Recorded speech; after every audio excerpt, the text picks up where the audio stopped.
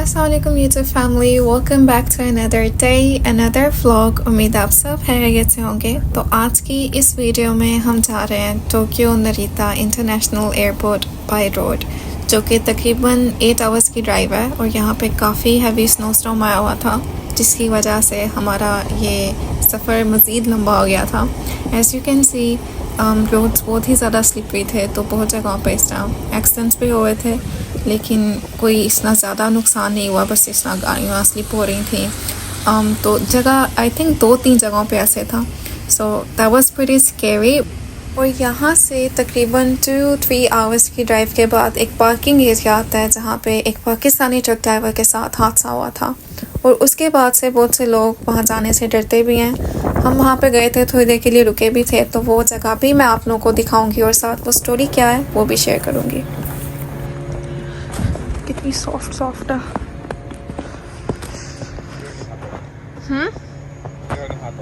नानी का हाथ तो जाना ही है। मेरे भाई ने हाथ बनाया, लेकिन इतना क्लियर नजर तो नहीं आ रहा। उस साइड से वहाँ से सही नहीं बना कि किस तरह का हार्ट है। इधर से नजर आ रहा है, हार्ट के भी जो तीर लगता है वो। यहाँ पे इतनी स्नोफॉल हुई है, को देखा।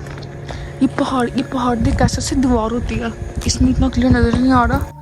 यहाँ पे मैं और मेरा भाई खेल रहे थे कि अचानक से मेरे पापा ने आवाज़ दी कि चलो आ जाओ, ये वही जगह है जहाँ पे वो वाक़या हुआ था। और ये सुन के हम दोनों बस गाड़ी की तरफ दौड़े हैं। असल में यहाँ पे एक हादसा हुआ था कुछ अर्सा पहले, जिसको सुनने के बाद काफ़ी पाकिस्तानी लोग यहाँ पे आने से डरते हैं।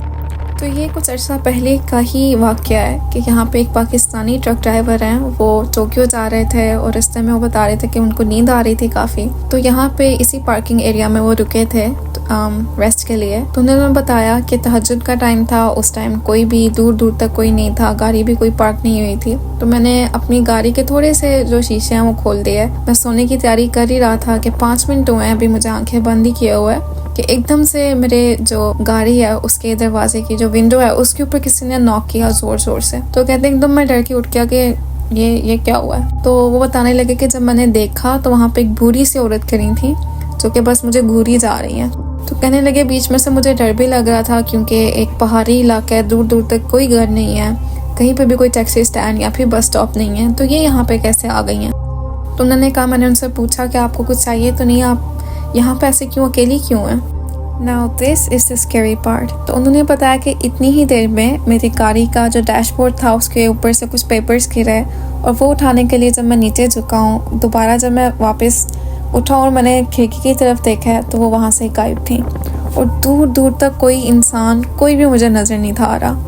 एंड ही वाज लाइक कि मुझे इतना डर लगा, मैं वापस बस वहाँ से गाड़ी दुराई है मैंने घर की तरफ, मैं टोक्यो नहीं गया। और फिर काफ़ी अर्सा वो बीमार भी रहे, उनको काफ़ी हाई फीवर भी रहा था। और ये बात जब वाक़या हुआ था तो बाबा ने तब हमें ये बात सुनाई भी थी, क्योंकि वो उनको जानते थे।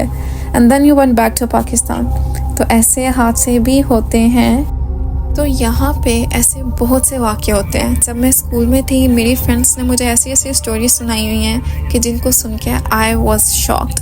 मुझे लगता था कि सिर्फ हमारे पाकिस्तान में ही इन चीज़ों पे लोग इस तरह बातें बनाते हैं, इस तरह की चीज़ें होती हैं, लेकिन यहाँ पे ये लोग हमसे भी ज़्यादा इन चीज़ों पे यकीन रखते हैं। यहाँ पे एक जंगल है जहाँ पे जाकर लोग सुसाइड करते हैं, और रात को उस जंगल को बंद कर दिया जाता है, उसमें आप एंटर कहीं से भी नहीं कर सकते। तो उसके बावजूद रात के टाइम वहाँ पे चीखों की आवाज़ें आती हैं, रोने की आवाज़ें आती हैं, विच इज़ वेरी स्केरी। तो उन्होंने स्पेशल जंगल के बाहर लिखा भी हुआ है कि अगर आपने यहाँ पे जाना है तो आप अपनी मर्जी से जाएं, आप इसके जिम्मेदार खुद ही होंगे, आप बाद में किसी को कुछ नहीं कह सकते। तो इस तरह की जगह यहाँ पे बहुत हैं। जापान एशिया में टॉप 4 कंट्रीज़ में रैंक करता है सुसाइड के मामले में। और साथ ही साथ एक और स्केरी चीज़ मैं आप लोगों को यहाँ की बताऊँ कि यहाँ पे डॉल्स होती हैं प्योर जापानीज स्टाइल की, उन्होंने कीमोनो पहना होता है, लंबे से उनके बाल होते हैं, और वो जो बाल होते हैं वो असली इंसान के बाल होते हैं जिनकी डेथ हो गई होती है। अक्सर वो जिस घर में उन्होंने वो डॉल्स रखी होती हैं वहाँ पे भी बहुत सी इस तरह पैरानॉर्मल एक्टिविटीज़ भी होती हैं। मेरी एक फ्रेंड थी, उन्होंने भी मुझे ये काफ़ी अपने घर के रिलेटेड स्टोरीज भी शेयर की थी। तो यहाँ पे इन चीज़ों की वजह से इनके कुछ घर ऐसे होते हैं, कुछ रोड्स ऐसे होते हैं, कुछ पार्किंग एरियाज ऐसे होंगे, माउंटेन्स, बहुत सी जगह इनकी ऐसी होती हैं जहाँ पे इस तरह के काफ़ी वाक़यात होते हैं। तो अगर आप वो सब जानना चाहते हैं यहाँ पे इन लोगों का क्या मानना है उस सब के बारे में, do let me know in the comment section below. तो फिर मैं किसी दिन उसका पूरा डिटेल में व्लॉग बनाऊंगी ताकि जिन लोगों को भी इस तरह स्केरी चीज़ें पसंद हैं वो लोग उसको एंजॉय कर सकें। और हमारे दीन में भी ये बात है कि कभी भी अकेले ट्रैवल नहीं करना चाहिए। इट इज़ बेटर कि जब भी आप ट्रैवल करें आपके साथ कोई ना कोई लाजमी हो। इट्स नॉट बिकॉज कि भूत या फिर जिन कोई इस तरह की चीज़ हो जाएगी, लेकिन कोई भी हादसा पेश आ सकता है। सो इट इज़ बेटर कि जब भी आप ट्रैवल करें तो किसी ना किसी के साथ ही ट्रैवल करें। So this is the message for today. तो इसी के साथ यहाँ पे सुबह हो चुकी थी। Look at the beautiful huge bird flock और हम पहुँच गए हैं एयरपोर्ट। सबसे पहले तो अगर अभी तक आपने इस चैनल को सब्सक्राइब नहीं किया then do subscribe to my channel और वीडियो को लाइक भी ज़रूर करिएगा। आज का व्लॉग बस यही तक ही, क्योंकि फिर वो थोड़ी सी डिफरेंट स्टोरी हो जाएगी। तो नेक्स्ट व्लॉग में मैं आप लोगों को दिखाऊंगी यहाँ का एयरपोर्ट, यहाँ पे किस तरह के हलाल रेस्टोरेंट्स होते हैं, मामा को सी ऑफ करेंगे and then our drive back home. So stay tuned for that. Thanks for watching and until next time, अल्लाह हाफिज़। हमने फिश में वही रायता मंगाना है, हमें कप में रायता दिया। रहा शायद बाहर पड़ा होगा, है ना।